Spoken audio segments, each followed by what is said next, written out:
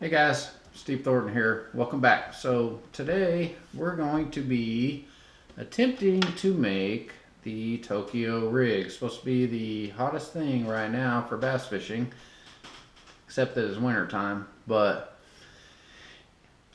anyway, I bought some stuff here. I figure we'll do our own little DIY video on making a Tokyo rig. If you're interested, stay tuned. Okay, let's go over what you're going to need.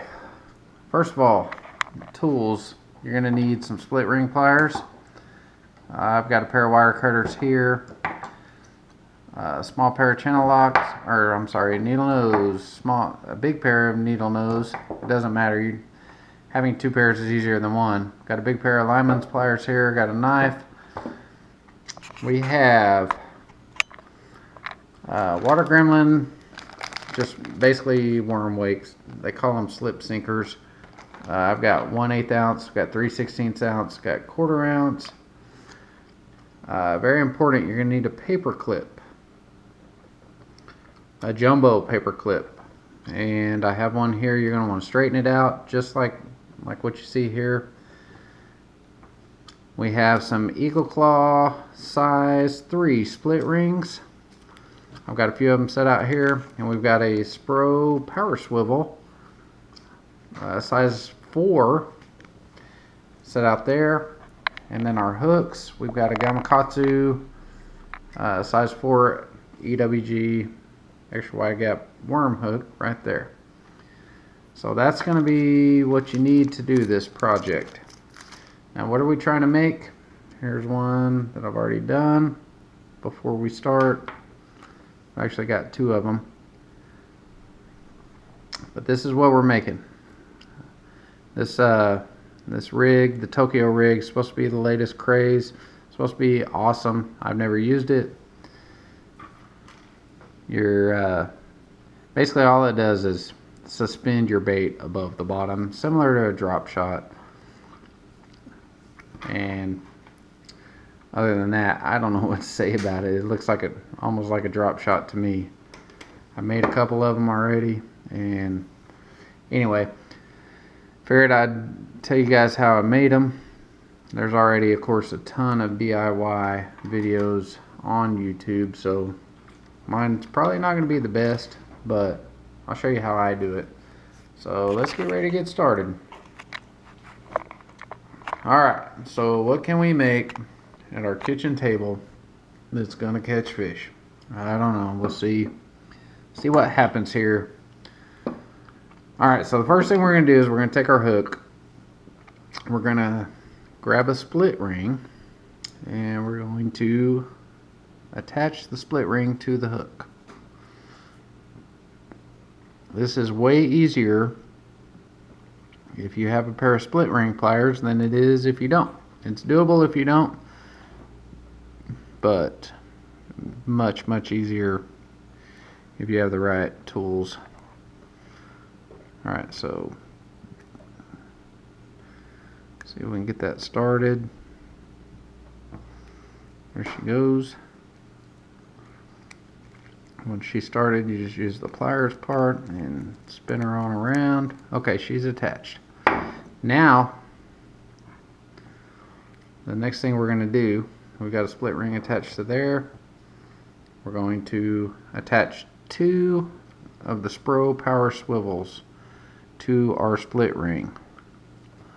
I prefer to try to attach them both at the same time, just because it's quicker than doing one and then having to come back and start the whole process over. Let's see.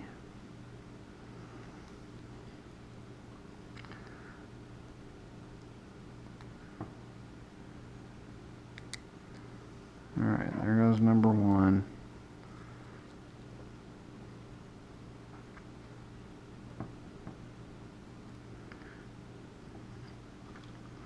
And now for the second. There she is. Now I use the pliers, not the split ring end. And I'll spin those suckers on there, both at the same time. And they're on. Okay, so here's what we have now. Try to get her lined out there where you can see. Okay, so we have a split ring and a hook. We have 2 swivels. Alright, so basically what we're going to do now is we're going to only work on this bottom swivel. We're going to add a wire that we can attach weight to, and that's it. Okay, so we're going to now take our paper clip here that we have straightened out, as straight as you can get it. We're going to bend one end over. I like to leave about an inch because you're going to end up cutting a bunch off anyways. So you want to grab it down near the end so that it's nice and as small and tight as you can get it. I'm going to even squeeze it a little bit. And what I have learned is if you make it too tight of a bend, it weakens it and it can break.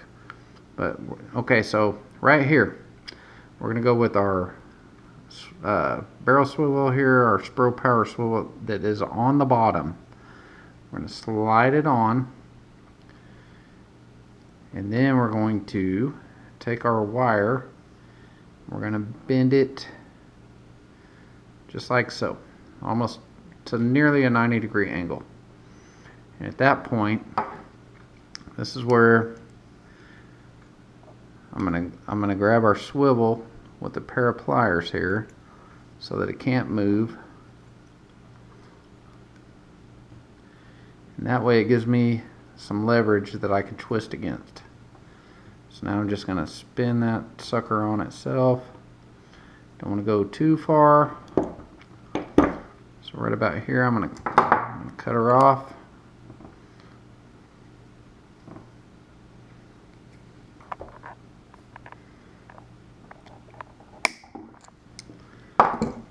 Now I've still got a little bit of a jagged edge sticking out here that I don't want. So I'm going to grab my bigger pliers and my little pliers, or at least a pair of pliers once again, and try to grab it and just kind of try to wrap that on around where it's not sticking out there where you can grab anything. The closer it is to the main wire that runs vertical, the better. Okay. Now if we hang it upside down, we're left with this. Now my wire's crooked, so I'm going to straighten it back out one more time. You can use your big lineman pliers for that. Works really well.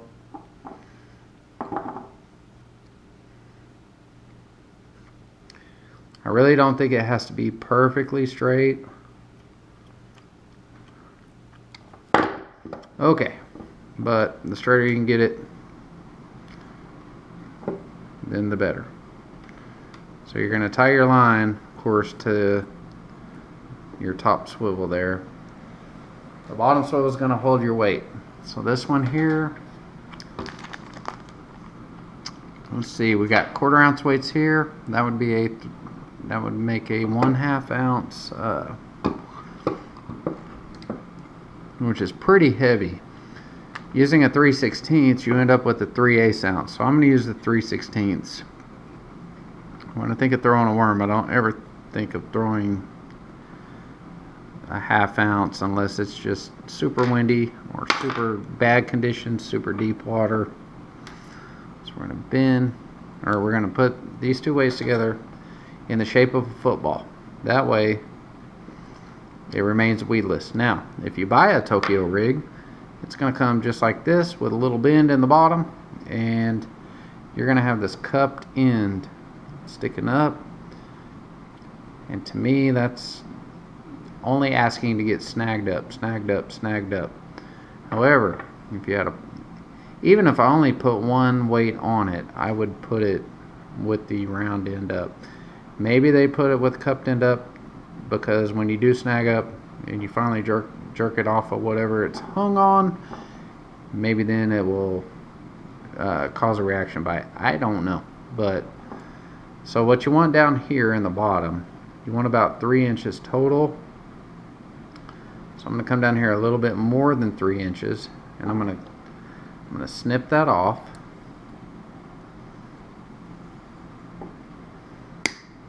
And then there we are. So I'm going to take this very bottom end here. I'm going to grab my small needle nose, and I'm actually going to just put a very small tight bend in it, kind of like an eyelet. I'll show you here in a second.